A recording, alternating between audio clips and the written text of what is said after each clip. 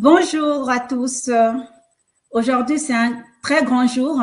C'est le jour du grand forum fait FIFA réservé à tous les amoureux de l'Afrique, à tous les enfants qui veulent voir l'Afrique décoller. Voilà, donc les entrepreneurs et aussi les étudiants. Vous allez participer à ce grand forum pendant 2 jours.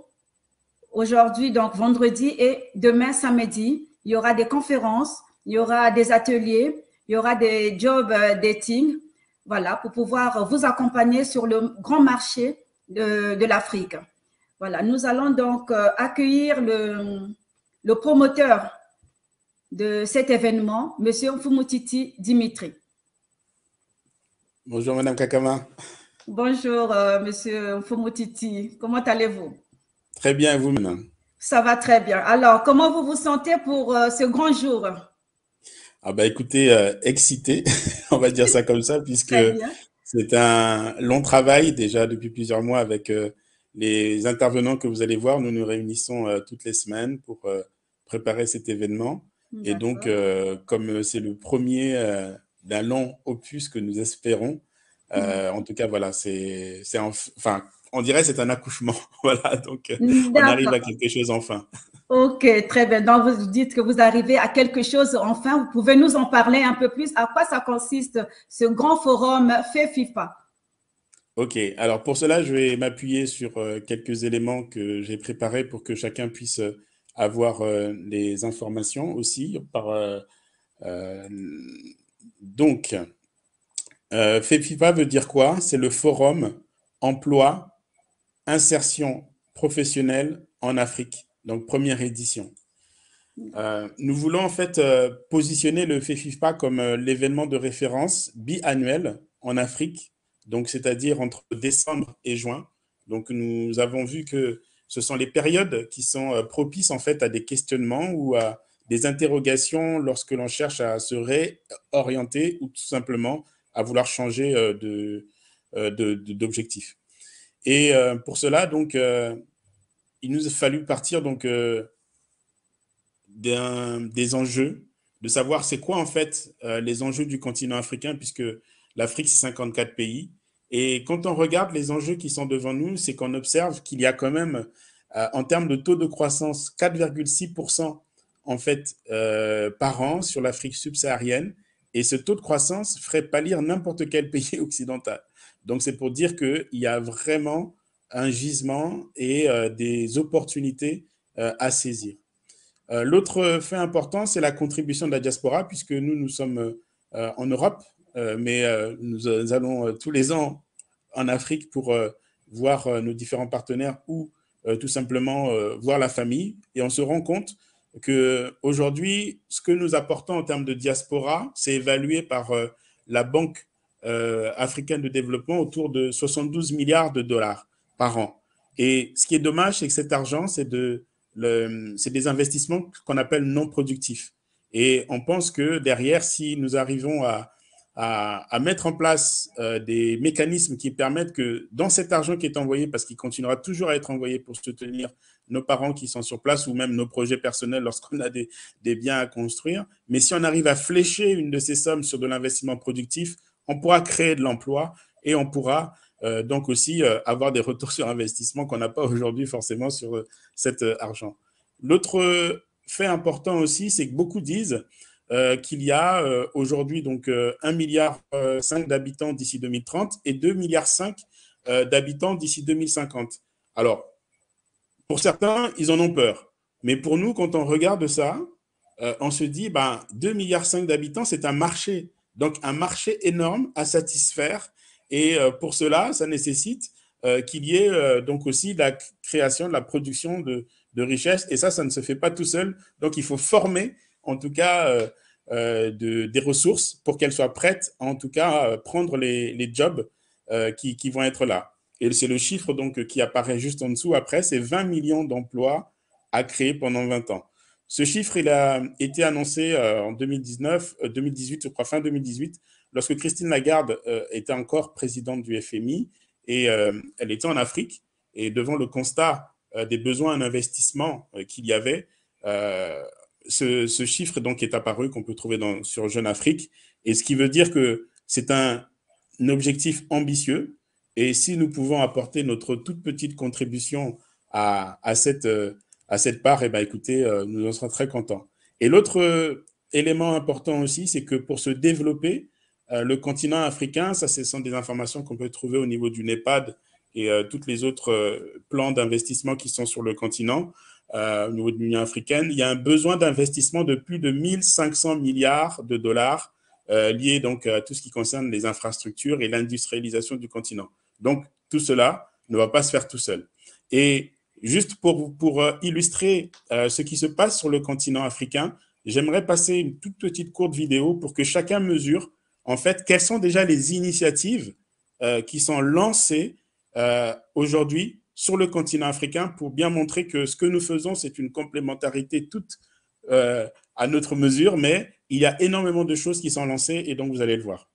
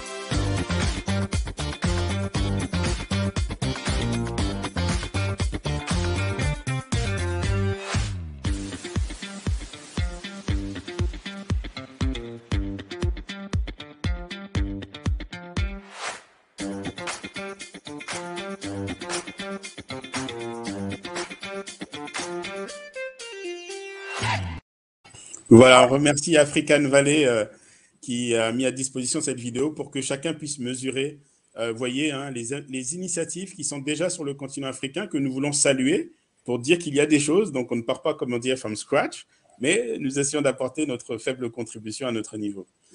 Autre élément important, c'est la concentration des investissements. Alors, vous voyez sur cette carte d'Afrique les 5 régions économiques et vous voyez là où se concentrent les investissements en fait directs étrangers. Et là, on voit que l'Afrique de l'Ouest prend la plus grosse part, c'est-à-dire qu'en rouge, vous avez où les entreprises en fait étrangères viennent investir en Afrique, et en noir, ce sont en fait le retrait, c'est-à-dire le pourcentage en baisse, bien entendu, qui sont annoncés en termes de diminution en termes d'investissement. Donc, on voit plutôt que c'est l'Afrique centrale qui, là où les gens sont en train de se retirer, mais dans tous les autres espaces africains, les investissements directs étrangers augmentent. Alors, par rapport à la problématique de l'emploi, c'est ce qui nous concerne aujourd'hui, et ce document est tiré donc de l'Organisation internationale du travail. C'est un rapport de 2020 qui parle donc du rapport sur l'emploi en Afrique et relever le défi de l'emploi des jeunes. Ce qu'il faut voir sur ce graphique, c'est que sur 776 millions de personnes en âge de travailler en Afrique, on considère qu'il n'y a que 456 millions qui sont employés. Et ça représente, le taux de chômage, lui, est de 4%, donc c'est 33 millions de personnes qui seraient considérées au chômage, et plus de 286 millions de personnes, donc soit 37%, qui sont exclues du monde du travail.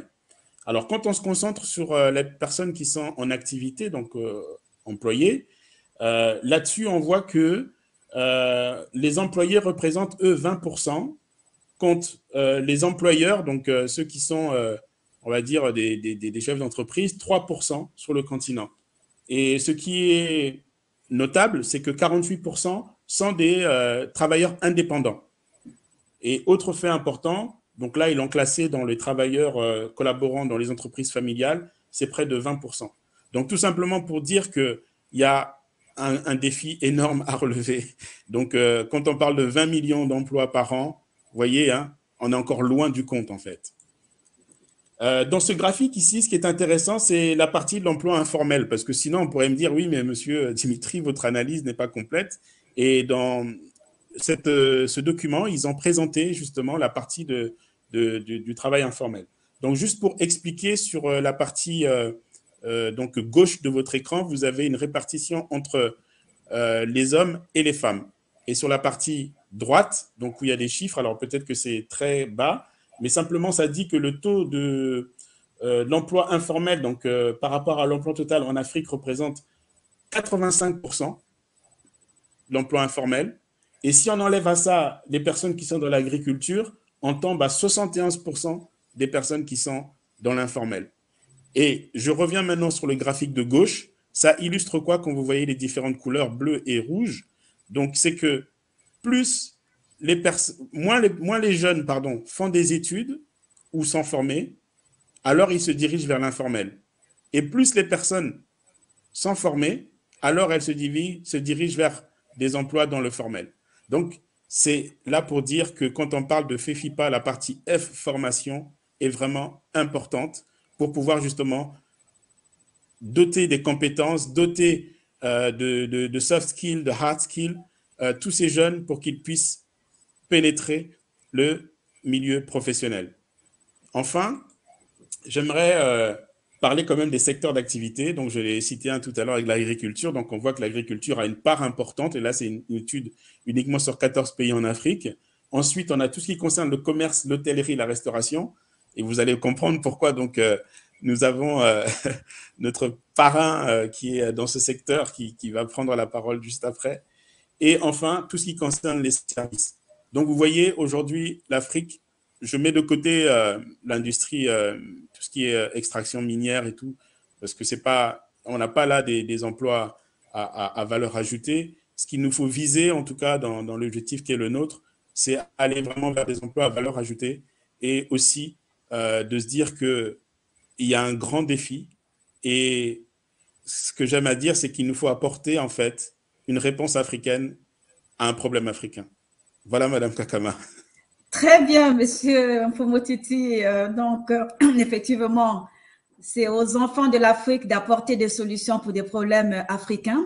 Et pour cela, vous êtes accompagné d'un leader sur le marché africain que nous allons accueillir, Monsieur Mozadek Bailly, voilà, qui vous fait confiance aujourd'hui.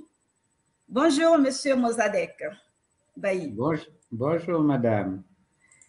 En tout cas, merci de vous être connecté. Voilà. C'est un plaisir. Merci beaucoup.